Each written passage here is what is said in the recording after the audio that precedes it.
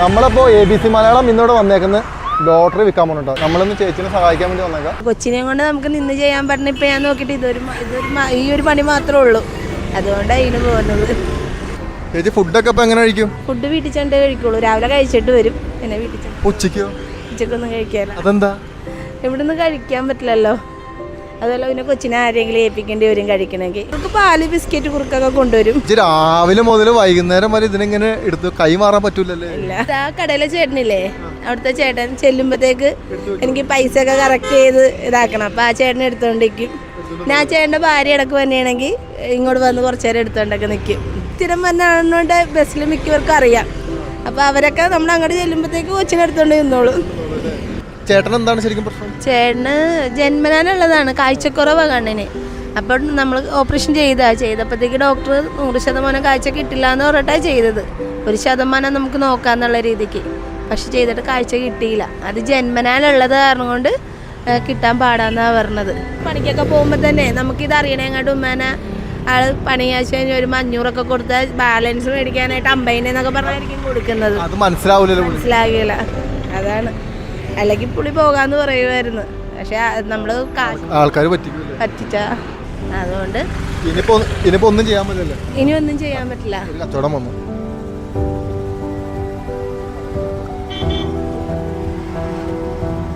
എത്ര വർഷമായി കല്യാണം കഴിഞ്ഞിട്ട് 19 വർഷം. 19 വർഷമായില്ലേ? ഇപ്പോഴാണോ കുഞ്ഞാവ് വന്നത്? ഇല്ല, മൂത്തൊരാളുണ്ട്, അത് +2 പഠിക്കണേണ്. ഇത് താമസിച്ച് കിട്ടിയ മുത്താണ്. പേരിട്ടോ? ആ, പേരിട്ട് അഹല്യ. നിലവിലിപ്പോ വീട് സ്വന്തം വീടാണോ? വീട് സ്വന്തം, പക്ഷെ അത് ലോൺ എടുത്തിട്ട് ജപ്തിയാകാറായിരിക്കണേണ്. ചേച്ചിയുടെ വീട് ജപ്തിയാവാറായിരിക്കണേണ്.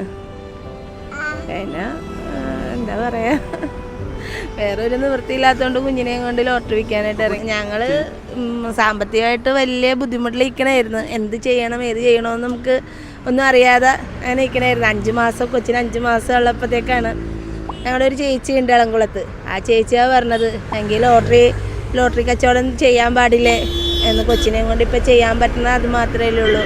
അങ്ങനെയാണ് ലോട്ടറി കച്ചവടത്തിന് ഇറങ്ങിയത്. മൂത്ത കൊച്ചിൻ്റെ പഠനവും എല്ലാം ഇതുകൊണ്ട് വേണം നമുക്ക് ചെയ്യാനായിട്ട്.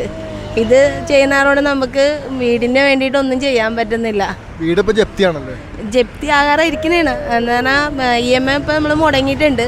ഇപ്പം 2 മാസമായിട്ട് എങ്ങനെയെങ്കിലുമൊക്കെ വലിച്ചു നീട്ടി അടയ്ക്കുന്നുണ്ട്, പക്ഷേ എത്താറില്ല. നമുക്ക് മാസം അവസാനമാണ് ഇപ്പോൾ അവർ ഡേറ്റ് തന്നിരിക്കണം. ആ അവസാനത്തിനുള്ളിൽ 9. നമുക്ക് നേരത്തെ ഉണ്ടായിരുന്നത് തുച്ഛമായ 6200 ആയിരുന്നു ഉണ്ടായിരുന്നത്.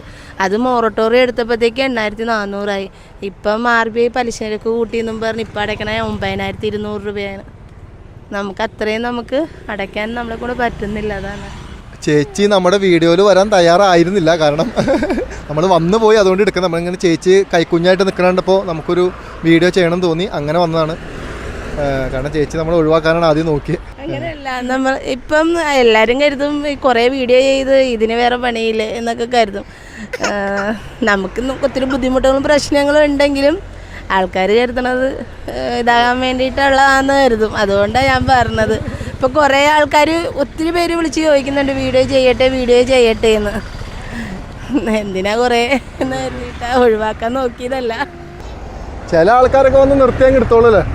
മിക്ക ആൾക്കാരും വന്നെടുക്കും. ഇപ്പം നമ്മൾ നിൽക്കുന്നവർ കൊണ്ട് സ്ഥിരം എടുക്കുന്ന കുറേ പേരുണ്ട്, കുറേ പേര്. അത് അവർക്ക് ടിക്കറ്റ് ആവശ്യം ഉണ്ടായിട്ട് എടുക്കുന്നതല്ല, എന്നെ ഹെൽപ്പ് ചെയ്യാൻ വേണ്ടിയിട്ട് എടുക്കുന്ന ആൾക്കാരുണ്ട്. ലോട്ടറി ചേച്ചിക്ക് വേണ്ടിട്ടാ പറഞ്ഞു കേട്ടെ, എന്നാ അടിച്ചാലോ?